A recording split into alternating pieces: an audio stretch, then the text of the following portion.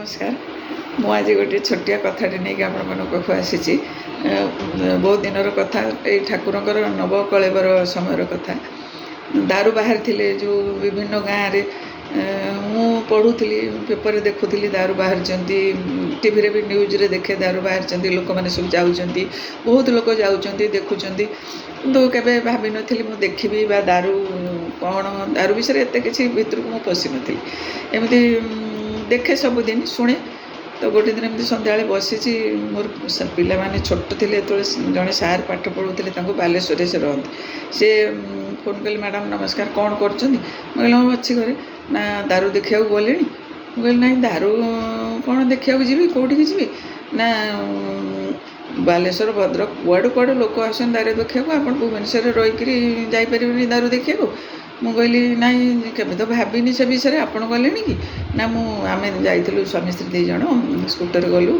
आउ दारू पछे पछे भी अनेक रास्ता आम जाइचु देखिक आसलु बलभद्र दारू मु कहली हो ना जातु चेष्टा करते जावाई देखु थे से इच्छा है रखीदे सार भाविली सतरे एत लोक कौन जाऊँगी कौन जापारे कौन पापी ना कौन भाविकी से भाविली तापर भाविली क्या सांगे नहीं कुआड़े दारू कौ गाँ मुझे जानी खाली ड्राइवर सांगे कुआड़े जी एकुटिया कौन भाविली मुंड कौन आसला मुझे दियर राउरकेला रहे ताकू फोन कली मुझे आसुन टे आम दारू देखा जाते कह बाबू दारू कौन देखा जीव भिड़े कहीं मुझे बाटे जी पुणी तुम सागर जी पुणी आसबि एत कथा करी ना हम जानी छाड़ दियो ठाकुर को देख एकाथर है सेमती मजाक कहीकि रखीदेला।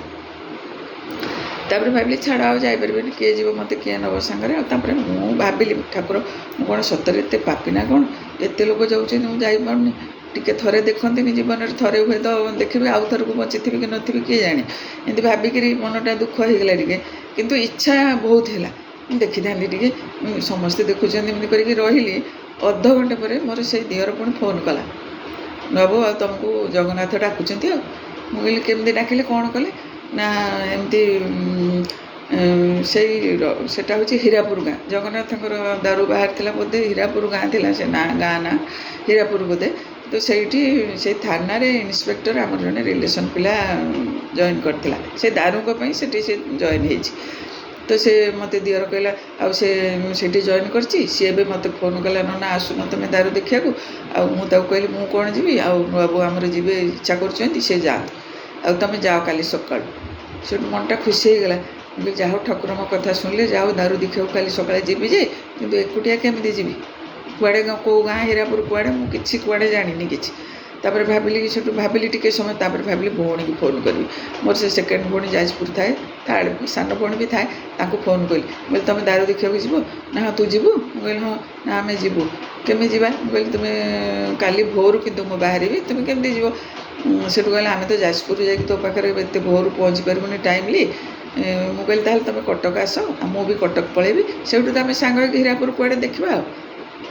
से मैंने सतुक सत पूरा राति उठिक भोर आसी कटक पहुँच जाइए मुझे कटक गली आम गलु दारू सन्धान में खोजबू कौटी दारू कौ गाँव में बाहर से हीरापुर कौ गाँ पचारि पचारिक सी कही थाना पहुँचे खोजी खोजिकी जाकि थाना अच्छी 1 किलोमीटर खंड से मेन रोड देखा गोटे बिलरे रास्ता पड़ी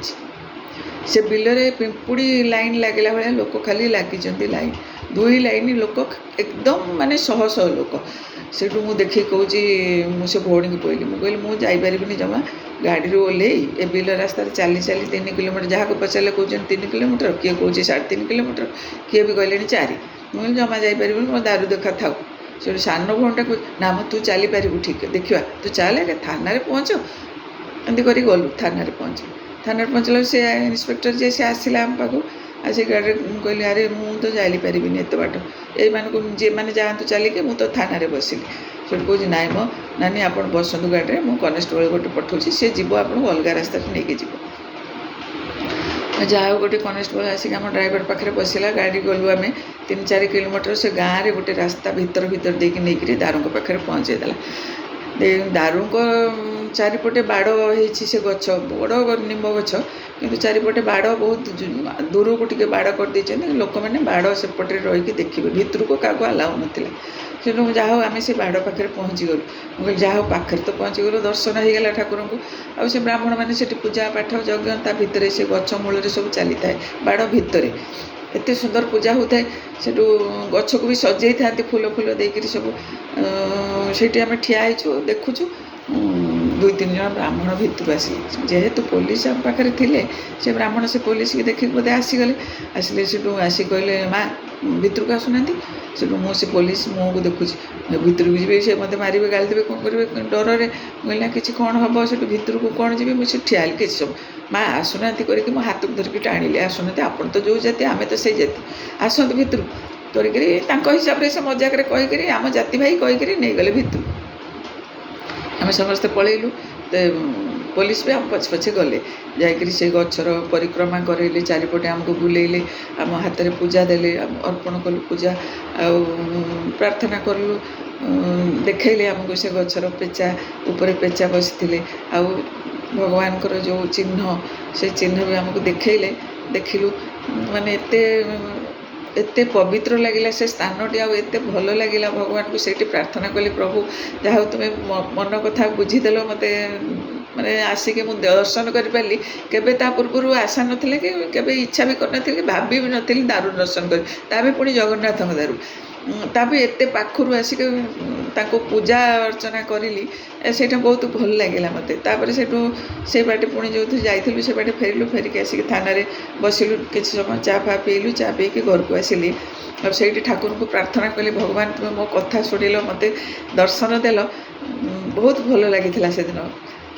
କଥାଟି ଆପଣମାନଙ୍କ ସାଙ୍ଗରେ ସେୟାର କଲି, ମୋତେ ବି ସେୟାର କରିବାକୁ ଭଲ ଲାଗେ, ତେଣୁ ଆପଣମାନଙ୍କ ସେୟାର କଲି, କହିବେ କେମିତି ଲାଗିଲା। ଧନ୍ୟବାଦ।